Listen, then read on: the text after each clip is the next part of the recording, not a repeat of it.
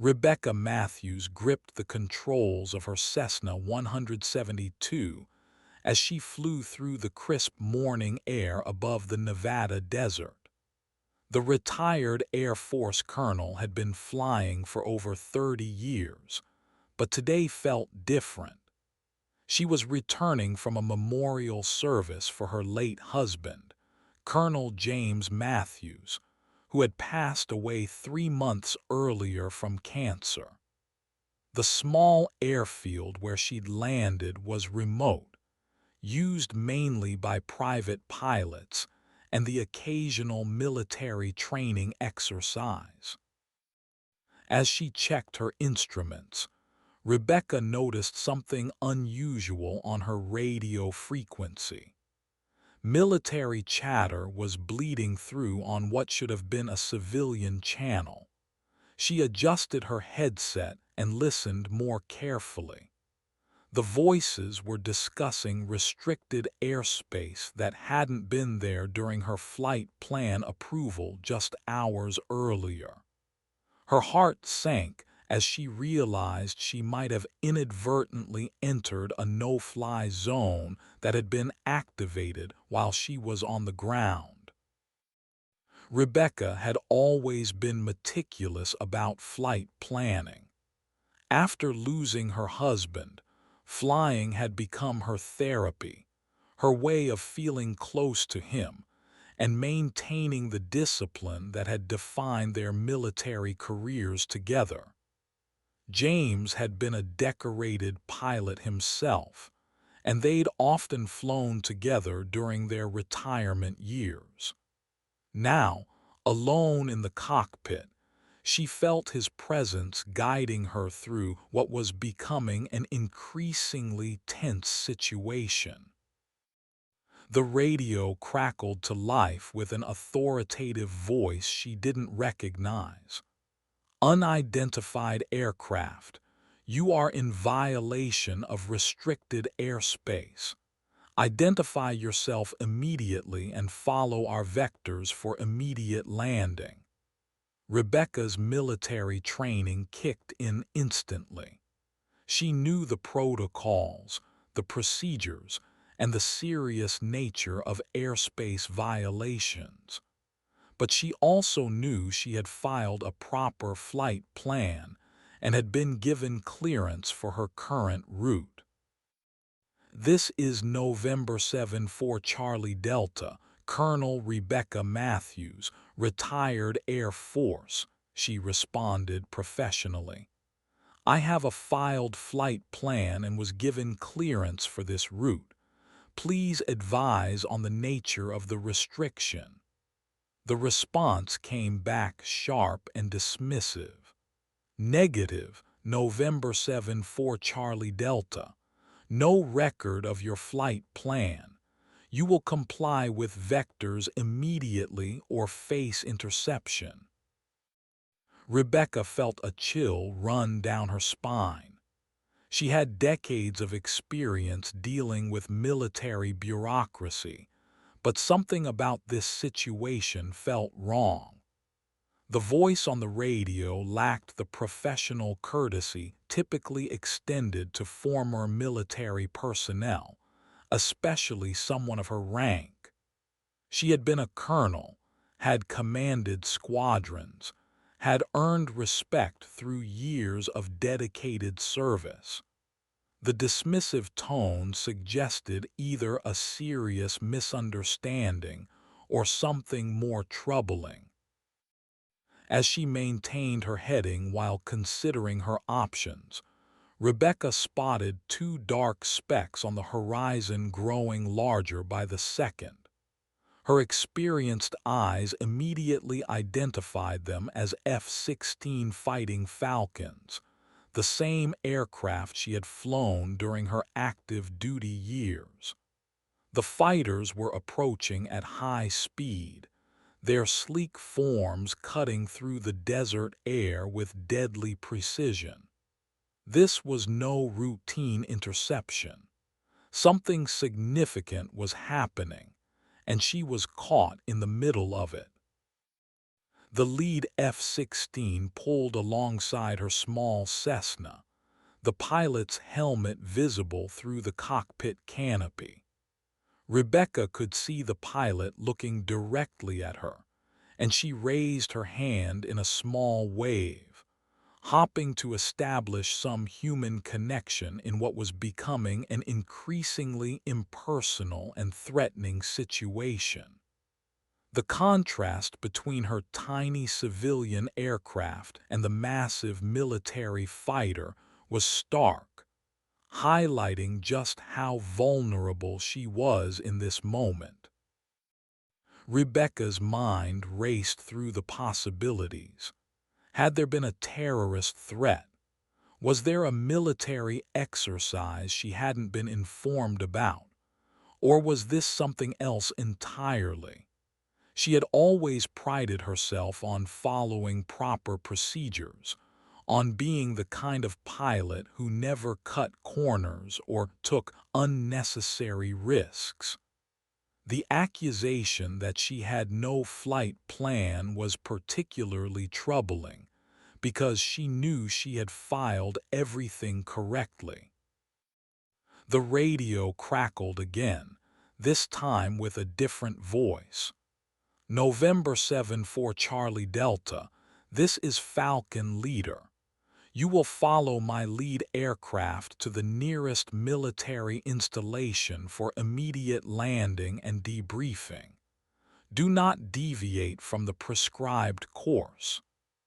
Rebecca acknowledged the transmission, her years of military discipline taking over even as her civilian instincts rebelled against the authoritarian tone.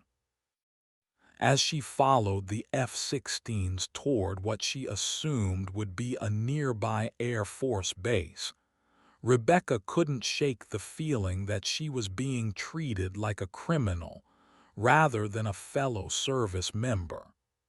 The lack of basic courtesy, the immediate assumption of wrongdoing, and the heavy-handed response all seemed disproportionate to what should have been a simple airspace coordination issue. She began to wonder if there was more to this situation than met the eye.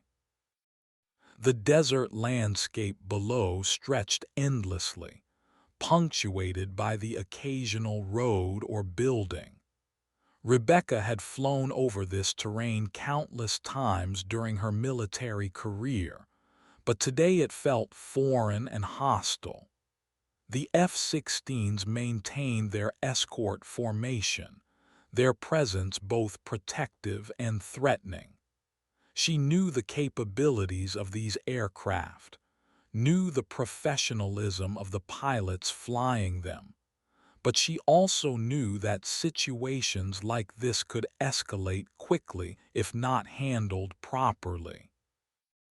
Rebecca's thoughts turned to her late husband James. He had always been the calmer one in stressful situations, the voice of reason when military politics became overwhelming. She could almost hear his voice telling her to stay professional, to follow procedures, and to trust in the system. They had both served faithfully for decades. But she also remembered his warnings about how the military sometimes treated its own when bureaucracy and ego got in the way of common sense. The radio remained mostly silent during the flight to the base, broken only by occasional position reports from the F-16 pilots. Rebecca used the time to review her flight plan documents, double-checking every detail to ensure she hadn't made any errors. Everything appeared to be in order, which only deepened her concern about what was happening. If her paperwork was correct, then someone else had made a mistake, and she was paying the price for it. As they approached the military installation, Rebecca could see the runway complex growing larger below them. The base appeared to be a significant facility, with multiple hangars, administrative buildings, and what looked like advanced radar installations. This wasn't just a simple training base. It was clearly involved in more sensitive operations. The realization that she might have inadvertently stumbled into something classified made her stomach tighten with anxiety. The F-16s guided her toward a specific runway, and Rebecca began her pre-landing preparations. She had landed at military bases hundreds of times during her career, but never under circumstances like these. Usually, there was coordination, courtesy, and professional recognition of her status as a fellow aviator. Today felt different, almost adversarial, as if she were being treated as a potential threat rather than a colleague. As her Cessna touched down on the runway, Rebecca could see military personnel and vehicles positioning themselves around the aircraft. The response seemed excessive for what should have been a routine airspace violation, if it even was a violation at all.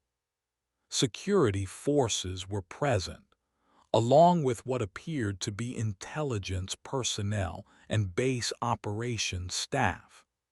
The level of attention her small aircraft was receiving suggested that someone very important was very concerned about her presence in the area. Rebecca taxied to the designated parking area, following the hand signals of the ground crew. As she shut down the engine and began her post-flight procedures, she could see through her side window that she was surrounded by military personnel. Some appeared to be security forces. Others looked like they might be investigators or intelligence officers. The serious expressions on their faces told her that whatever was happening, it was being treated as a significant security incident. Before she could finish her shutdown checklist, there was a sharp knock on her aircraft door. Rebecca took a deep breath, straightened her shoulders, and prepared to face whatever was coming next. She had spent her entire career dealing with military bureaucracy, had faced down hostile aircraft in combat situations, and had commanded respect through decades of professional service. Whatever was happening here, she would handle it with the same dignity and professionalism that had defined her career. As she opened the door and prepared to step out of her aircraft, Rebecca caught sight of her reflection in the window. Despite the stress of the situation, she looked composed and professional. Her gray hair was neatly styled, her civilian clothes were appropriate for flying, and her bearing still carried the unmistakable confidence of a career military officer. She might be retired, but she was still Colonel Rebecca Matthews, and she would demand the respect that rank and service had earned her. The first person to greet her was a young security forces officer who appeared to be in his mid-twenties. His uniform was crisp, and his bearing was professional, but there was something in his eyes that suggested he had been briefed to treat her as a potential security threat. "Ma'am, I'm Staff Sergeant Johnson. I need to ask you to step away from the aircraft and accompany me to the base operations building for questioning." Rebecca nodded politely but stood her ground. "Sergeant Johnson, I'm Colonel Rebecca Matthews, retired Air Force. I'd like to speak with your commanding officer about this situation. I believe there may be some misunderstanding about my flight plan and the circumstances that led to my interception." The young sergeant looked uncomfortable, clearly having been given specific instructions about how to handle the situation. "Ma'am, I understand your concerns, but I have orders to escort you to debrief immediately. The base commander is aware of the situation and will address your questions during the formal interview." Rebecca could hear the scripted nature of his response and realized that this situation was being handled at a much higher level than a simple airspace violation would typically warrant. As they walked toward the operations building, Rebecca noticed the increased security presence around the base. Additional guards were posted at key locations, and there seemed to be more activity than would be normal for a routine day. Whatever had triggered the restriction of the airspace she had supposedly violated, it was significant enough to put the entire base on heightened alert. The pieces of the puzzle were starting to suggest that she had inadvertently flown into something much more serious than a simple training exercise. The operations building was a standard military structure, but Rebecca could see that it had been modified with additional security features. Card readers, surveillance cameras, and what appeared to be electronic countermeasures suggested that sensitive operations were conducted here. As they entered the building, she was struck by the professional but tense atmosphere. Personnel moved with purpose, and there was an undercurrent of urgency that spoke to the seriousness of whatever mission this base supported. Staff Sergeant Johnson led her to a small conference room where she was asked to wait. The room was stark and functional, with a metal table, several chairs, and what Rebecca recognized as recording equipment. This was clearly set up for formal interrogations or debriefings, not casual conversations. The realization that she was being treated as a subject for investigation rather than a colleague seeking clarification was both insulting and concerning. As she waited, Rebecca had time to think about the sequence of events that had led to this moment.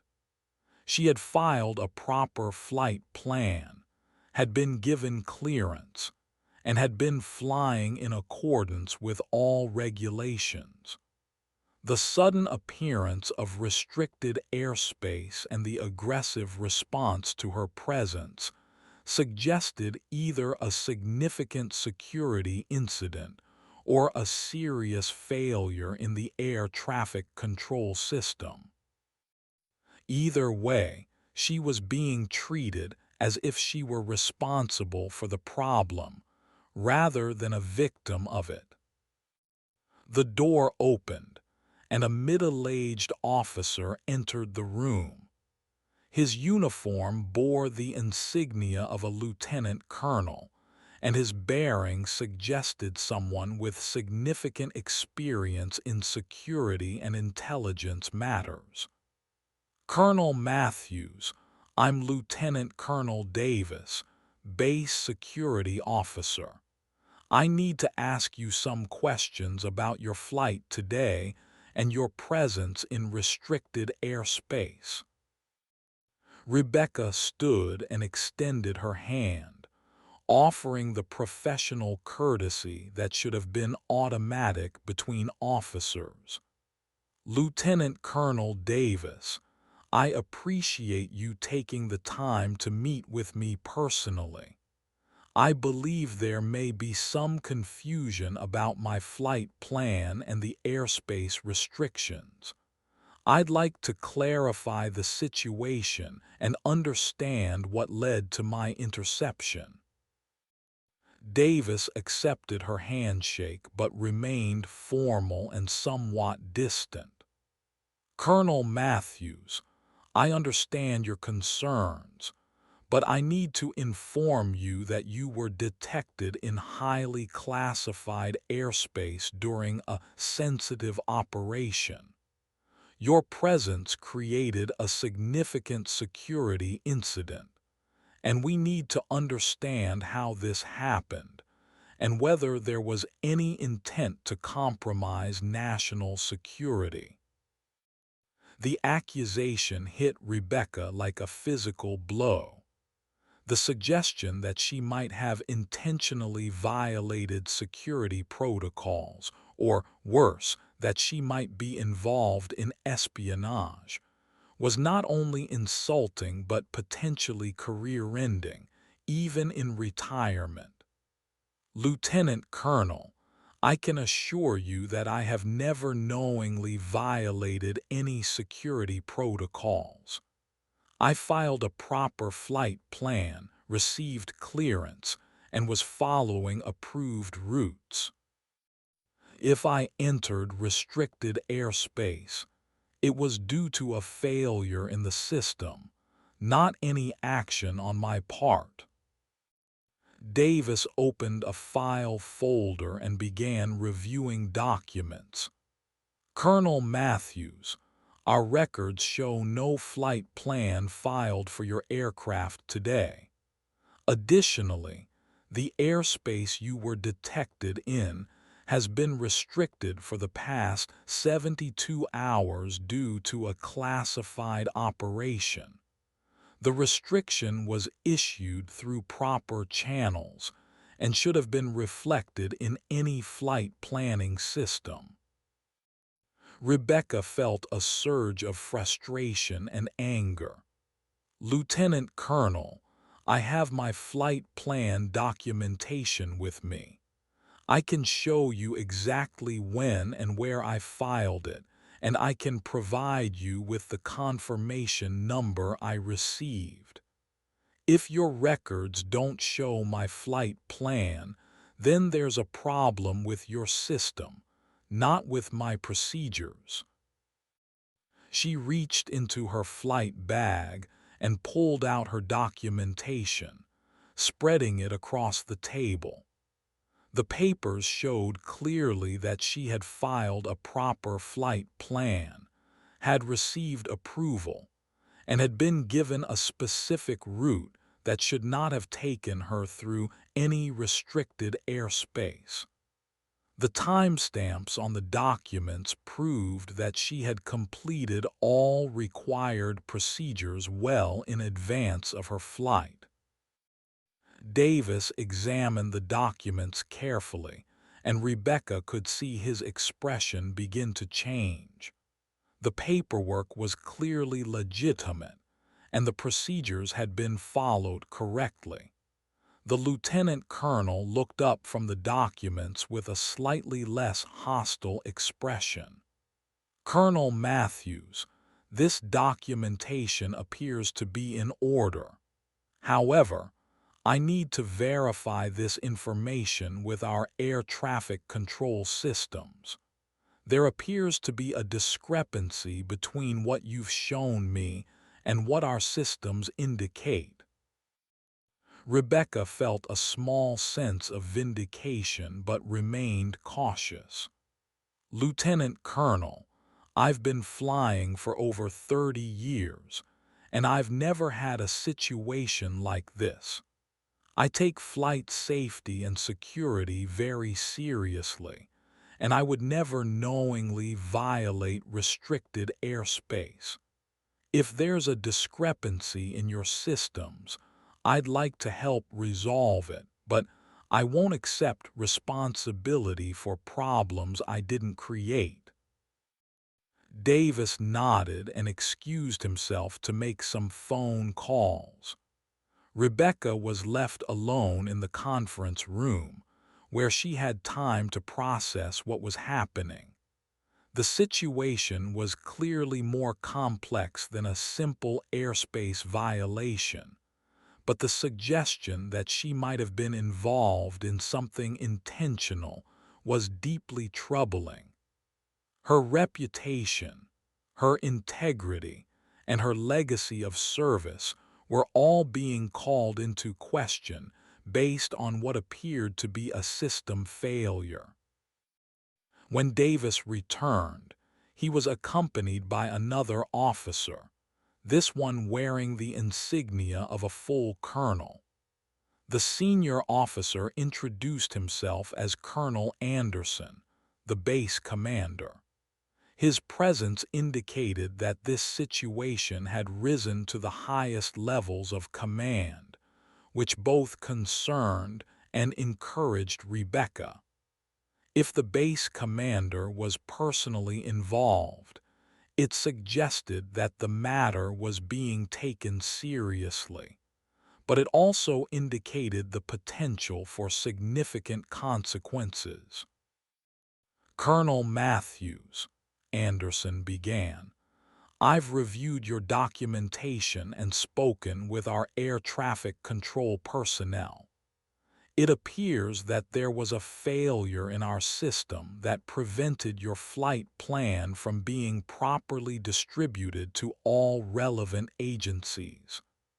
Additionally, the restriction of the airspace you flew through was implemented on an emergency basis, and the notification system may not have updated all civilian flight planning databases in time. Rebecca felt a wave of relief wash over her. The acknowledgement that there had been system failures rather than pilot error was exactly what she had hoped to hear. Colonel Anderson, I appreciate your thorough investigation of this matter. I understand that security is paramount, especially during sensitive operations, but I also hope you understand how concerning it was to be treated as a potential threat when I had followed all proper procedures. Anderson nodded thoughtfully. Colonel Matthews, I want to apologize for the way this situation has been handled. Your service record speaks for itself, and there was never any real question about your integrity or intentions. However, the nature of the operation that was being conducted in that airspace required us to treat any unauthorized presence as a potential security threat until we could verify the circumstances. Rebecca appreciated the apology but wasn't entirely satisfied. Colonel Anderson, I understand the need for security, but I was escorted here by F-16s and treated like a criminal.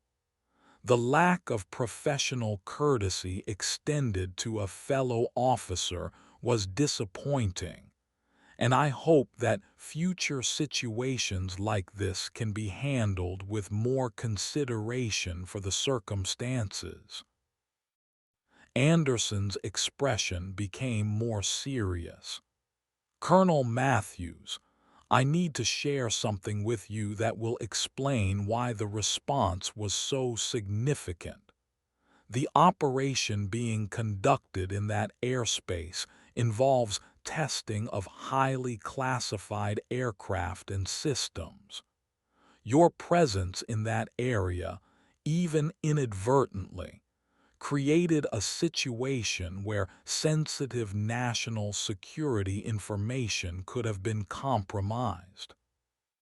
The revelation helped Rebecca understand the scope of the situation, but didn't entirely excuse the treatment she had received.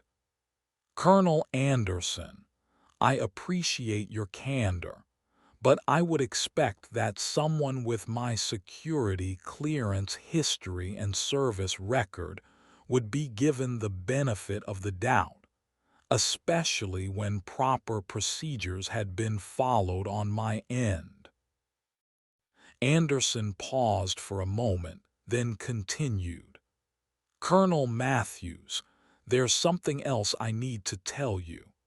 The pilots who intercepted you recognized something about your flying that made them take a second look at who you might be.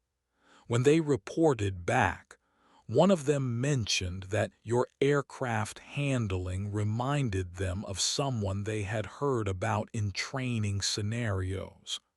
Are you familiar with the call sign, Red Falcon?" Rebecca felt her heart skip a beat. Red Falcon had been her call sign during her active duty years, particularly during her time as a test pilot and during several classified missions. It wasn't a call sign that many people would know, and hearing it now in this context was both surprising and somewhat concerning. "Colonel Anderson, Red Falcon was indeed my call sign during certain operations. How did your pilots know about it?" Anderson smiled for the first time during their conversation. "Colonel Matthews, your reputation as a pilot and your contributions to several classified programs are legendary among the pilot community. When the intercepting pilots realized who you were, the entire tone of this situation changed.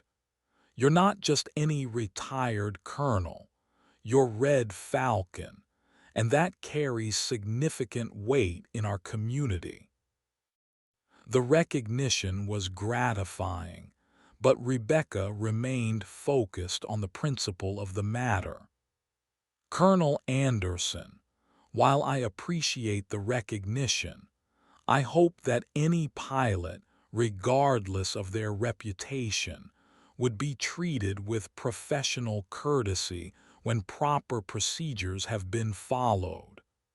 The system failure that led to this situation could affect any aviator, and the response should be proportional to the actual threat, not based on assumptions." Anderson nodded in agreement. "You're absolutely right, Colonel Matthews.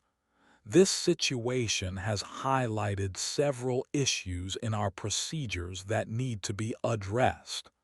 I can assure you that we will be implementing changes to prevent similar incidents in the future. Additionally, I want to personally ensure that your experience here today doesn't discourage you from continuing to fly." Rebecca felt a sense of closure beginning to develop, but she wasn't finished making her point. "Colonel Anderson, I appreciate your assurances, but I also want to make sure that other pilots don't face similar situations. The system failures that led to this incident need to be thoroughly investigated and corrected. Additionally, the procedures for handling potential airspace violations need to be reviewed to ensure that professional courtesy is maintained even in security-sensitive situations." Anderson agreed to Rebecca's requests and assured her that a full investigation would be conducted. He also offered to provide her with a formal letter explaining the circumstances of the incident, which could be useful if questions arose about her flying record in the future. The gesture was appreciated, but Rebecca knew that the real test would be whether the promised changes were actually implemented. As the formal debrief concluded, Rebecca was escorted back to her aircraft. The atmosphere was markedly different from when she had arrived. The security personnel were more relaxed, and there was a sense of professional respect that had been missing earlier. The base commander personally saw her off, which was a gesture of respect that helped restore some of the dignity that had been lost during the initial confrontation. As Rebecca completed her pre-flight inspection, she noticed that several of the base personnel were watching her with obvious interest. Word had apparently spread about her identity and reputation, and there was a sense of curiosity about the legendary Red Falcon. The attention was somewhat uncomfortable, but it also served as a reminder of the career she had built and the respect she had earned through decades of service. The flight back to her home base was uneventful, but Rebecca's mind was active with thoughts about the day's events. The incident had highlighted several important issues about how military and civilian aviation systems interact, how security procedures are implemented, and how professional courtesy should be maintained even in tense situations. She began to consider whether she should take further action to ensure that the promised improvements were actually made. Upon landing at her home airport, Rebecca was greeted by several fellow pilots who had heard about her intercept on the radio frequencies. The story had spread quickly through the aviation community, and there was considerable interest in what had happened. Rebecca found herself in the unusual position of being both the victim of a system failure and something of a celebrity due to her past reputation.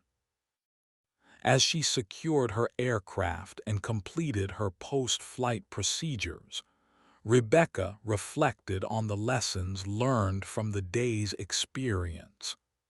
The incident had reminded her that even experienced pilots could find themselves in difficult situations through no fault of their own.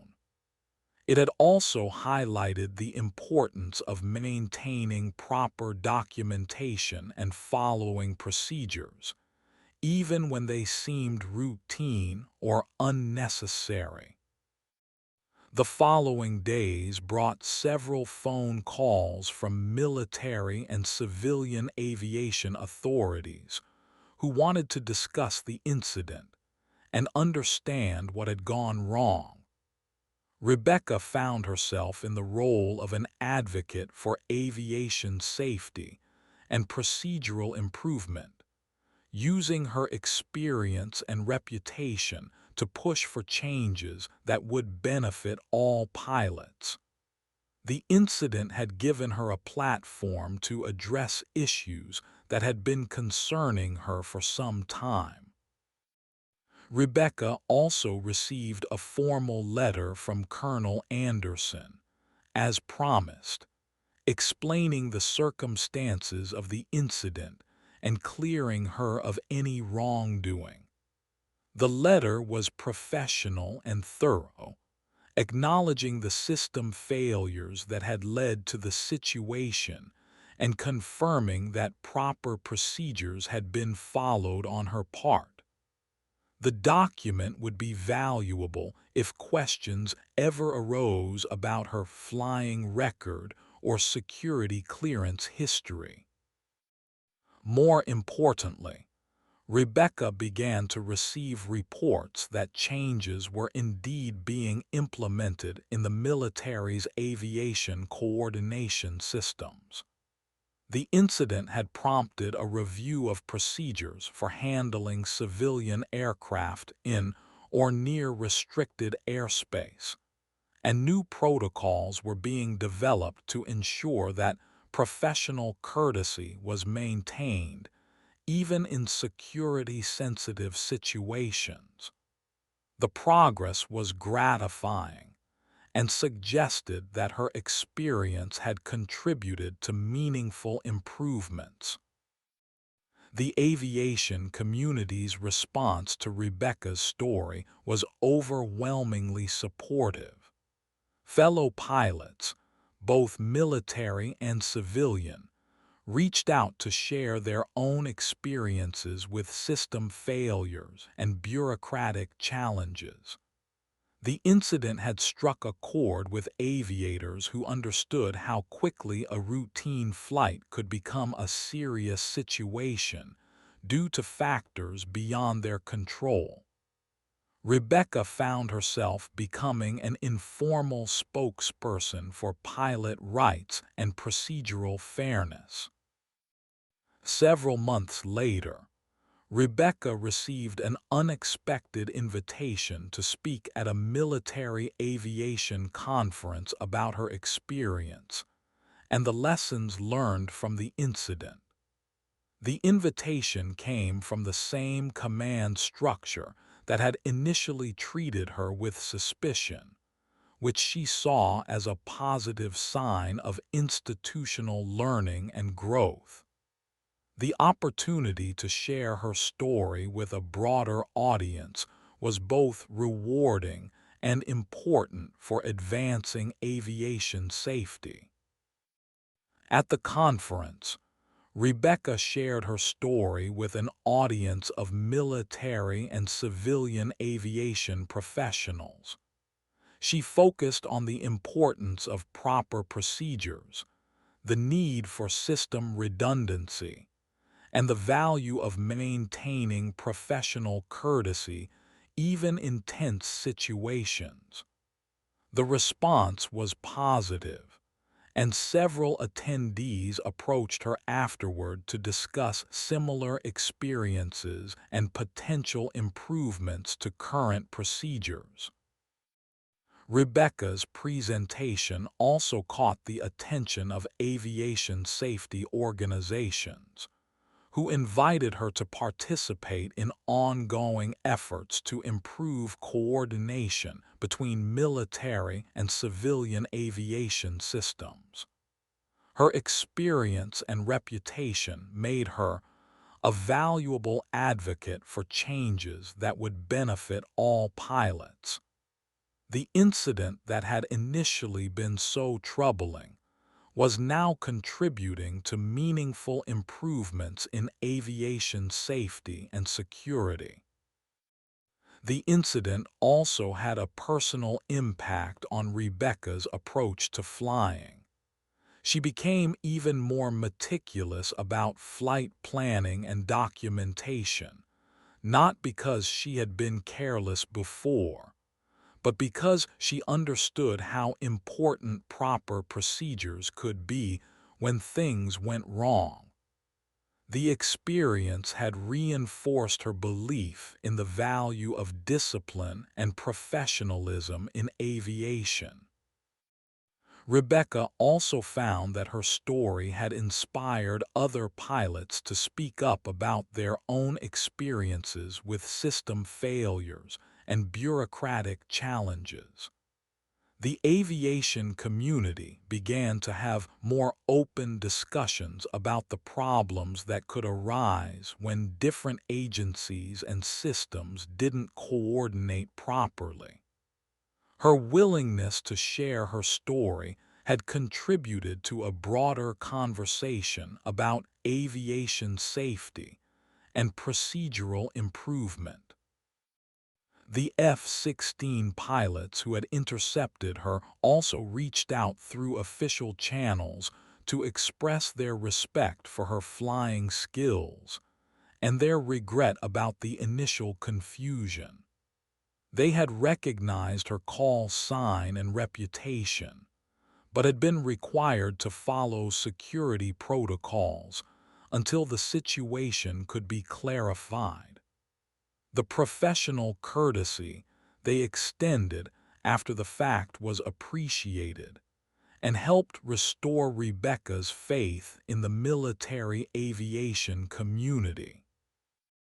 As time passed, Rebecca continued to fly regularly, but she also became more involved in aviation advocacy and safety organizations. Her experience had given her a unique perspective on the challenges facing pilots, and she was determined to use her voice to push for improvements that would benefit the entire aviation community. The incident had transformed her from a victim of system failure into a champion for positive change.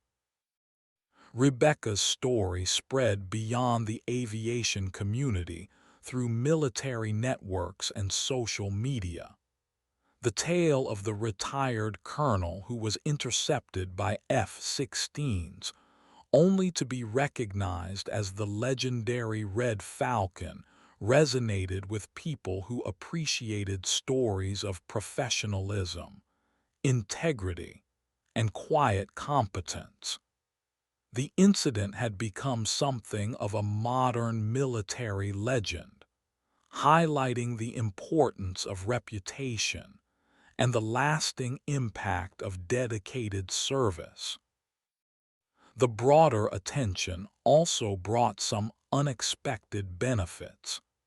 Rebecca was contacted by several organizations that were working on aviation safety issues, and she was invited to participate in committees and working groups that were developing new procedures and technologies. Her experience and reputation made her a valuable contributor to these efforts, and she found herself busier in retirement than she had ever been during her active duty years. Rebecca also used her platform to advocate for better support for military families and veterans. Her experience with the aviation incident had reminded her of the importance of standing up for what was right, even when it was difficult or uncomfortable. She began to speak at veteran organizations and family support groups, sharing her story and encouraging others to use their voices to advocate for positive change. The incident also led to some unexpected reconnections with former colleagues and friends from her military career. People who had heard about her story reached out to catch up and share their own experiences. The aviation community's response to her situation had reminded many people of the bonds that existed among service members and the importance of supporting each other, even years after retirement. Rebecca's experience had also highlighted the importance of proper documentation and record-keeping in all aspects of life, not just aviation. The fact that she had maintained thorough records of her flight planning and procedures had been crucial to resolving the situation in her favor. The incident had reinforced her belief in the value of attention to detail and proper procedures, lessons that applied far beyond aviation. The story of Red Falcon's intercept became a case study in several military and civilian aviation training programs. The incident highlighted the importance of proper communication, the value of professional courtesy, and the need for system redundancy in aviation safety. Rebecca was pleased to know that her experience was being used to train future pilots and aviation professionals, ensuring that the lessons learned would benefit others. As Rebecca continued to fly and advocate for aviation safety, She remained grateful for the support she had received from the aviation community during and after the incident. The experience had been challenging and somewhat frightening, but it had also reinforced her belief in the professionalism and integrity of the people who worked in aviation. The fact that the system had ultimately worked to correct the problems and clear her name was a testament to the dedication of the people involved. Rebecca's story also served as a reminder that even experienced professionals could find themselves in difficult situations through no fault of their own. The incident had highlighted the importance of preparation, documentation, and professional behavior in all circumstances. Her calm and professional response to a challenging situation had helped ensure a positive outcome and had contributed to meaningful improvements in aviation procedures. The lasting impact of Rebecca's experience was felt throughout the aviation community. Her story had prompted discussions about procedural improvements, had led to actual changes in military and civilian coordination systems, and had reminded everyone involved of the importance of treating fellow professionals with respect and courtesy. The incident had transformed from a troubling experience into a positive force for change. Rebecca continued to fly regularly, but she also made time for advocacy work and speaking engagements. Her experience had given her a unique perspective on the challenges facing pilots, and she was determined to use her voice to push for continued improvements in aviation safety and security. The story of Red Falcon's Intercept had become more than just a personal experience. It had become a catalyst for positive change in the aviation community. Years later, Rebecca would look back on the incident as one of the most challenging but ultimately rewarding experiences of her post-military career. The initial shock and frustration of being treated as a potential security threat had given way to appreciation for the opportunity to contribute to meaningful improvements in aviation procedures. Her story had become a testament to the importance of professionalism, integrity, and persistence in the face of adversity.